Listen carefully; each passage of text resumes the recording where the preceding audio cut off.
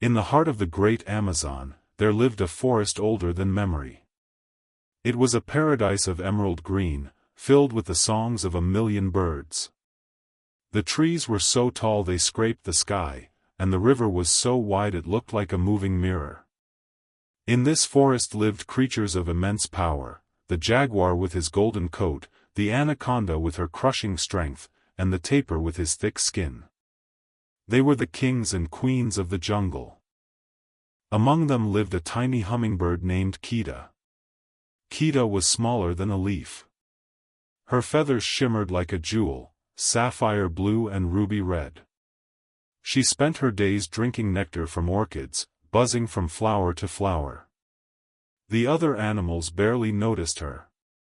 To them, she was just a speck of dust, insignificant and powerless. "Look at her," the jaguar would sneer. "She is so fragile. One gust of wind could break her." But the jungle holds secrets, and one day, the secret was fire. It started with a single strike of lightning during a dry season. A dry tree caught the spark. The wind fanned the flames. Within hours, the paradise turned into an inferno. The sky turned black with smoke. The air became unbreathable. The roar of the fire sounded like 1,000 hungry dragons. Panic seized the forest.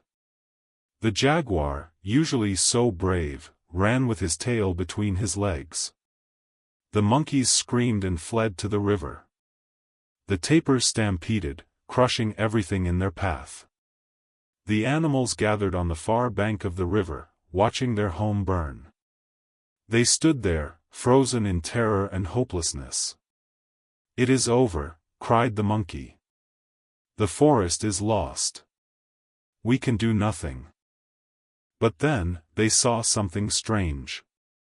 A tiny blue speck flew out of the safety of the riverbank and headed straight into the wall of fire. It was Kida. She flew to the river, dipped her tiny beak into the water, and picked up a single drop. It was a microscopic amount of water. A tear. She flew back towards the fire. The heat was unbearable. It singed her beautiful feathers. The smoke choked her tiny lungs. But she didn't stop. She flew over the burning heart of the forest and released her drop. Hiss, it vanished instantly in the flames. It seemed completely useless. Kida turned around. She flew back to the river. She dipped her beak. She picked up another drop. She flew back to the fire. Drop. Hiss, back to the river. Drop. Hiss, she was a blur of motion, a tiny piston of determination against an ocean of destruction. The animals on the riverbank watched her in disbelief. The jaguar laughed, a harsh, cynical sound. "Little bird," he shouted. "What are you doing? Are you insane? You cannot put out a forest fire with a drop of water. You are too small. Your beak is too tiny. You are wasting your energy." The elephant, wise and old, shook his head. "Come back, Kida," he rumbled. "Save yourself. The fire is too big for you. It is too big for all of us. Nature has decided our fate." The monkey mocked her, "Look at the hero. She thinks she is rain." Kida paused for a second, hovering in the air, exhausted. Her wings were heavy with soot. Her heart beat 1,000 times a minute. She looked at the jaguar, then at the elephant, then at the monkey.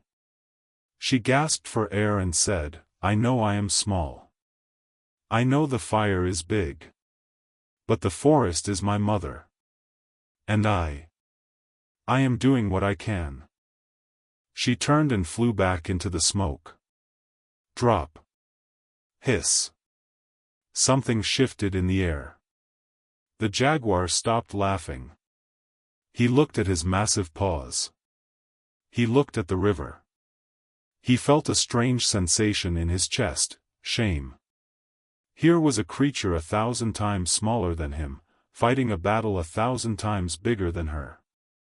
And he was just watching. The tapir stepped forward. "She is doing what she can," he whispered. He walked into the river. He filled his trunk with water. He sprayed it onto the burning bank. It wasn't much, but it was more than a drop. Then the monkey moved. He grabbed a large leaf, dipped it in water, and ran to beat out the flames on the grass. Then the toucans came, carrying water in their large beaks. Then the anaconda slithered into the water and splashed it with her tail. One by one, the animals broke out of their paralysis. The shame turned into action. The cynicism turned into courage. The jaguar roared, a sound of defiance, and ran to join them. Suddenly, it wasn't just one drop. It was 1,000 drops. It was a stream. It was a wave. The collective effort of the animals didn't put out the fire immediately. But it slowed it down.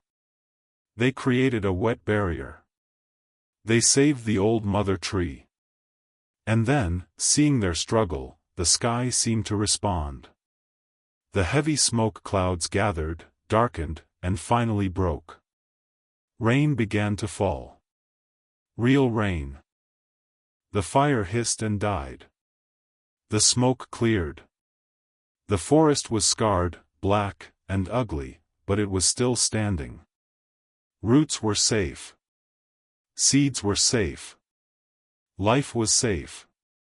The animals collapsed on the riverbank, covered in ash, exhausted, but alive. They looked for Kida. They found her resting on a scorched branch. She looked ragged. Her brilliant blue feathers were gray with ash. She was trembling. The jaguar walked up to her. He lowered his massive head until he was eye level with the tiny bird. "I am sorry," the jaguar said softly. "I thought power was size. I thought power was teeth and claws. Today, you taught me that power is spirit. You are the smallest among us, but you have the biggest heart. You saved us not with your water, but with your example. We live in a world that is often on fire. We see wars, poverty, climate change, and hatred. We look at the news and we feel like the jaguar. We feel helpless. We say, 'I am just one person. What can I do?' The problem is too big. So we stand on the riverbank and watch. But remember, Kida. You don't have to be the rain. You just have to be the drop. Your small act of kindness, your small donation, your small word of encouragement, it matters. Not because it fixes everything instantly, but because it inspires others to leave the riverbank. Do your part. Do what you can. That is enough.